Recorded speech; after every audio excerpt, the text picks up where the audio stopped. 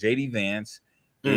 is the new VP pick that Trump Yes. picked Yes. literally this morning. He called him this morning and asked him if he wanted to be his Yes. VP. So for you guys that don't know, he's 39-year-old Yes. senator from Ohio. He's actually kind of new to politics. He grew up very poor. Yes. Again, his story, is very relatable. He dealt Yes. with real issues.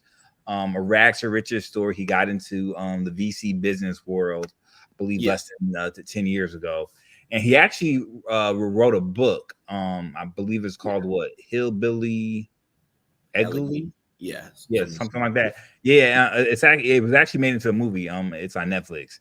But yeah. So what do you think about his Yeah, pick? I think it's very, like, just like you said, I didn't know a whole lot about JD Vance before Trump went ahead and nominated him. But when I searched his background, I was trying to figure out what was the angle. Like, why would Trump choose this guy? Because initially he had a lot of negative criticism towards Trump. He did. But when I thought about it, when I compared this guy versus Mike Pence, the reason he kind of chose more Mike Pence is because he was, Trump is such like what's the word? Like, his personality is kind of like kind of extravagant.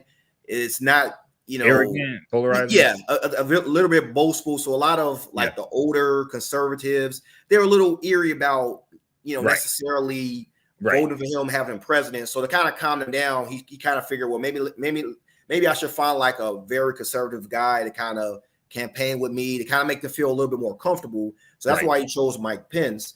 But this time around, he kind of felt he wanted to go in the opposite direction. And he said he kind of wants to appeal to more of the, I'm not going to say the younger generation, but a little bit of younger generation of people who are more, have been, the generations, the recent generations for the most part.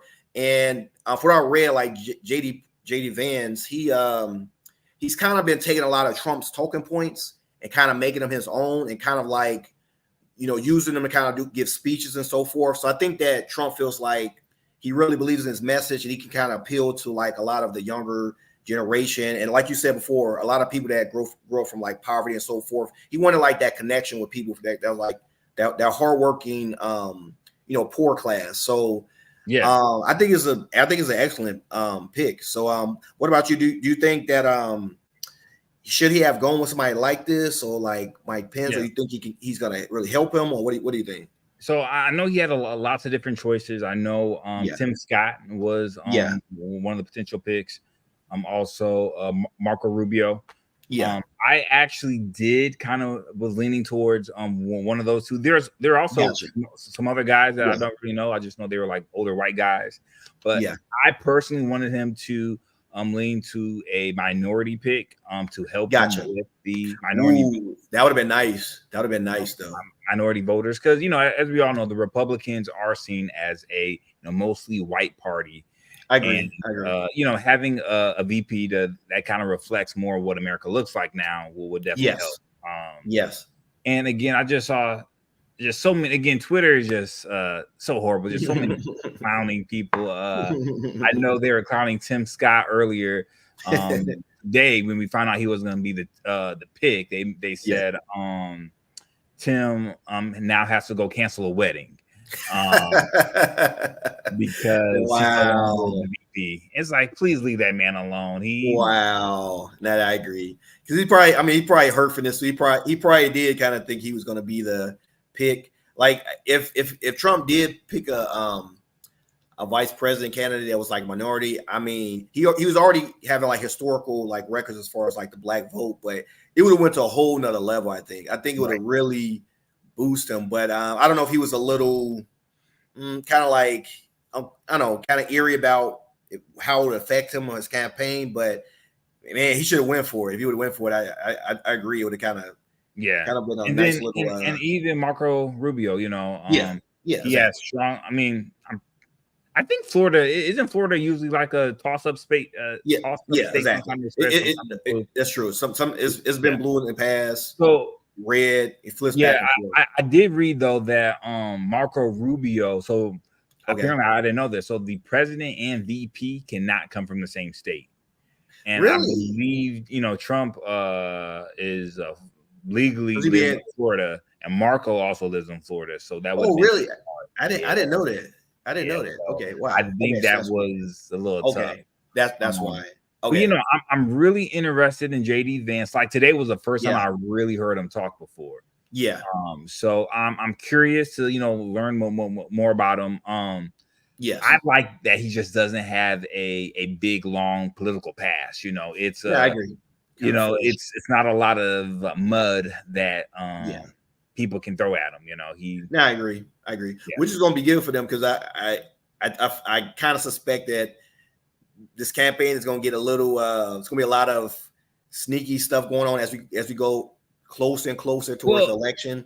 It's supposed to be nice now, So Biden said a few days ago that he's actually going to be calming down the temperature. He's gonna try not to promote violence, and Trump actually said he rewrote his RNC speech that he's gonna do later this week to be more unifying. So I'm curious, but I feel like both sides they can't help themselves. Like, I agree, and someone had mentioned that potentially like Trump was like trying to he got, I'm not gonna say he's kind of become more Christian over like past few years or so. Because I know even when he got in the article when he got hit by like when a bullet almost hit him, he said it was almost pretty much by God's grace and so forth. I'm pretty much paraphrasing, but he said something to that effect. So it just seems like, which kind of explains why when at the debate, when he was debating Biden, it wasn't a usual Trump you would see kind of like going all the way in, sometimes over talking to people and so forth. He was very calm, kind of really thinking about things with a cool, kind of like a cool head and so forth. So it's just very interested to see how this is going to go over these next few months. So we'll definitely see. I'm definitely have to go check out that Hillbilly movie. I'm check it out as well. Because it's actually based on his life. So okay. So everybody go check out his movie. I believe it's on Netflix. Yes, and we can learn a little bit more about JD Vance. But like I said, I'm really curious. And pretty much overnight, this man is going to be the front runner for the Republican candidate in 2028. Yeah, you're actually right, because Trump only has one more term. So so like this, his career just changed overnight. So I think we're gonna be hearing about JD Vance for a very long time. So on that